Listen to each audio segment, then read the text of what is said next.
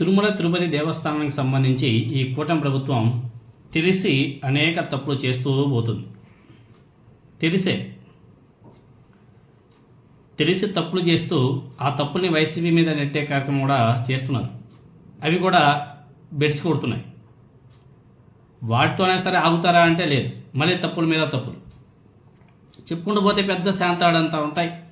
ఈ 22 నెలల కాలంలోనే కల్తీ నెయ్యి అన్నారు. కల్తీ నెయ్యి వ్యవహారం ఈవెన్ సుప్రీంకోర్టు నుంచి కింద సిట్ వరకు అన్నీ తేల్చేసాయి. దాంట్లో ఎక్కడ కానీ జంతువుల కొవ్వు, పంది కొవ్వు, చేపల నూనె లేదు అని చెప్పేసి తేల్చేసింది, బెడ్స్ కొట్టింది. తర్వాత కల్తీ నెయ్యి జరిగింది వైసీపీ హయాంలోనే అని చెప్పేసి మాట్లాడారు.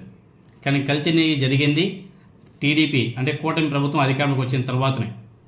వీళ్ళ అధికారంలోకి వచ్చిన తర్వాతనే నెయ్యి ట్యాంకర్లో కల్తీ నెయ్యి ట్యాంకర్లు తిరుమలకి వెళ్ళడం, అక్కడ రిజెక్ట్ చేయడం, వాటిని మళ్ళీ వెనక్కి పంపడం, మళ్ళీ అవి యూటర్న్ తీసుకొని వివిధ కంపెనీల ద్వారా మళ్ళీ ఎంట్రీ అవ్వడం, ఆ కల్తీ నెయ్యిని తిరుమల లడ్డూలో వాడడం, వాటిని టెస్టింగ్ పంపించడం, దాంట్లో ఏదో కెమికల్స్ ఉన్నాయని వేసి చెప్పడం, అంతా జరిగినది కూడా తెలుగుదేశం పార్టీ హయాంలోనే. దాన్ని కూడా వైసీపీ మీద నెట్టే కార్యక్రమం మొదలుపెట్టారు.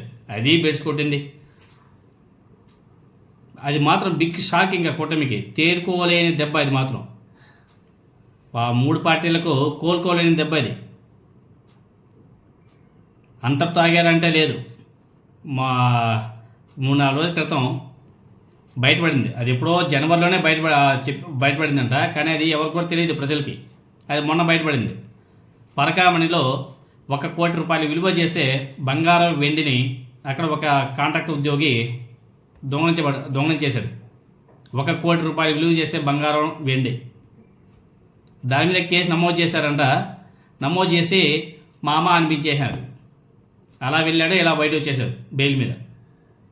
గత వైసీపీ హయాంలో 76,000 రూపాయలు పరకామణిలో చోరీ అయితే 15 కోట్ల రూపాయలు వాళ్ళ దగ్గర నుంచి ఆనాడు వైసీపీ ప్రభుత్వం వసూలు చేసింది ఆ వ్యక్తి నుండి.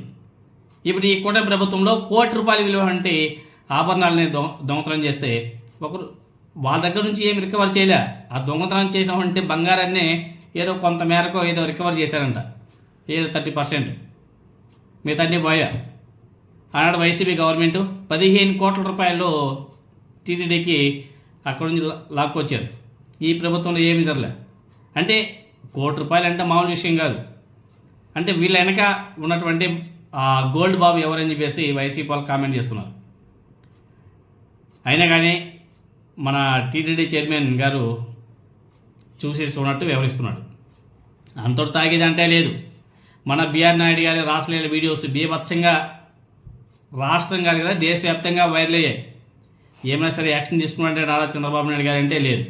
అది వాళ్ళ పర్సనల్ అంట ఇది.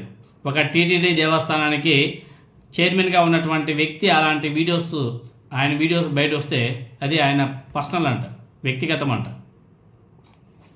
చూడండి ఎంత దుర్మార్గంగా ఉందో.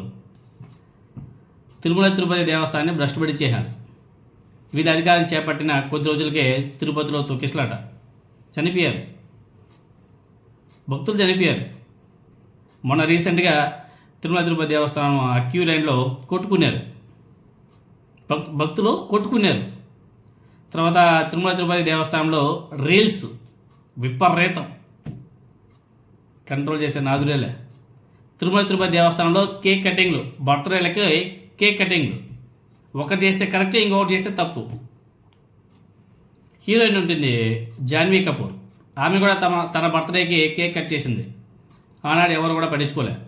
మొన్న దువ్వాడ శ్రీనివాస్ గారి భార్య మాధురి ఉంది కదా, ఆమె మీద ఎవరో జబర్దస్త్లో ఉండే ఒక లేడీ అక్కడికి వెళ్ళి కేక్ కట్ చేసినట్టు. అది పెద్ద రాద్ధాంతం అయిపోయింది.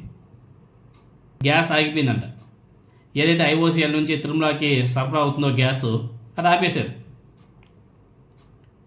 ఎందుకంటే వాళ్ళ దగ్గర లేదంట. మరి టీటీడీ వాళ్ళు లెటర్ పెట్టారు, మీ దగ్గర ఆపేస్తే మాకు చాలా ప్రాబ్లం అయిపోతుంది, మాకు సరఫరా చేయండి అని చెప్పేసి లెటర్ పెట్టారు. తర్వాత మన కరుణాకర్ రెడ్డి గారు ఒక స్టేట్మెంట్ ఇచ్చారు, తిరుమలలో ఓన్లీ 320 కేజీల నెయ్యి మాత్రమే ఉంది, అసలు స్టాకే లేదు, ఇలా అయితే ఎలా అని చెప్పేసి ఆయన క్వశ్చన్ చేశాడు. తర్వాత మొన్న హిందాపూర్ నుంచి ఏదో ఒక నెయ్యి ట్యాంకర్ వస్తూ ఉంటే మధ్యలో బోల్తా పడిపోయింది, మొత్తం కూడా పోయా. ఎన్ని అపచారాలంటే మళ్ళీ నిన్న రీసెంట్గా ఎవరో ఒక లేడీ, ఆమె పేరు ద్విభాష్యం కళ్యాణి అంట, ఆమెను ధర్మ ప్రచార పరిషత్కి అదనపు కార్యదర్శిగా నియమించింది కూటమి ప్రభుత్వం, అంటే టీడీడీ చైర్మన్ బిఆర్ నాయుడు గారు. అసలు యాక్చువల్గా అయితే ధర్మ ప్రచార పరిషత్కి అదనపు కార్యదర్శిగా ఉండాలంటే క్వాలిఫికేషన్స్ మినిమం ఎంఏలో తెలుగు, హిందీ, సాంస్క్రిట్ ఉండాలంట. కానీ ఈమె చేసింది వేరు. ఈమె ఏదో డ్యాన్స్కి సంబంధించి ఏదో ఎంఏ చేసిందంట, సింగర్కి సంబంధించి ఏదో ఎంఏ చేసిందంట. అటువంటి వ్యక్తిని మళ్ళీ ఎందుకు అక్కడ ఆ చైర్మన్ ఆ పదవిలో కూర్చోబెట్టారు మనకైతే అర్థం కావడం. బిఆర్ నాయుడు గారు ఈ ద్విభాషం కళ్యాణి గారి నియామకం టీటీడీ నిబంధనలకు విరుద్ధంగా అర్హత లేకపోయినా ఎందుకు నియమించారు? ఈ కళ్యాణి గారికి అకాడమిక్ అర్హతలు కూడా లేకపోయినా కూడా టీడీపీ పెద్దల పరిచయాల అర్హతగా భావించి నియమించారని చెప్పేసి కామెంట్ చేస్తున్నారు చాలామంది. ప్రజాస్వామ్యబద్ధంగా స్వామివారి భక్తులుగా చాలామంది డిమాండ్ చేస్తున్నారు, ఇది ఎంతవరకు సమంజసమని చెప్పేసి. అసలు బిఆర్ నాయుడు గారికి ఎందుకు ఎంత ఇంట్రెస్టో మనకైతే అర్థం కావడం. తర్వాత ఇంకో ట్విస్ట్ ఏమంటే ఈనాడులో రాశారు, తిరుపతి దేవస్థానం ధర్మ ప్రచార పరిషత్ అదనపు కార్యదర్శిగా ద్విభాషం కళ్యాణి నియమితులయ్యారు. ఈమెను ఏడాది పాటు ఈ పదవిలో నియమిస్తూ తిరుపతి దేవస్థానం ఆదేశాలు జారీ చేసింది. ధర్మ ప్రచార పరిషత్లో పలు కార్యక్రమాల నిర్వహణకు సంవత్సరానికి 120 కోట్లకు పైగా ఖర్చు చేయనున్నారు. హైదరాబాద్కు చెందిన కళ్యాణికి గతంలో శ్యామలారావు ఈవోగా ఉన్న సమయంలో ప్రాజెక్ట్ డైరెక్టర్గా నియమించాలంటూ దరఖాస్తు చేశారు. అటువంటి పదవిలో కూర్చోబెట్టడం వెనుక మాత్రం ఏంటో ఒకసారి బిఆర్ నాయుడు గారు సమాధానం చెప్పాల్సిన అవసరం కూడా ఉంది. అయితే ఇది ఎందుకు ఇటువంటి వాటంతా కూడా ఈ కూటమి ప్రభుత్వం సపోర్ట్ చేస్తున్నారో అర్థం కావడం లేదు. చంద్రబాబు నాయుడు గారు ఎస్పెషల్లీ ఎందుకు మరి ఇటువంటి వాటిని ఎంకరేజ్ చేస్తున్నారో అర్థం కావడం లేదు. బిఆర్ నాయుడు గారికి భయపడిపోయాడా చంద్రబాబు నాయుడు గారు అంటే అది కూడా ఆలోచన చేయవలసిన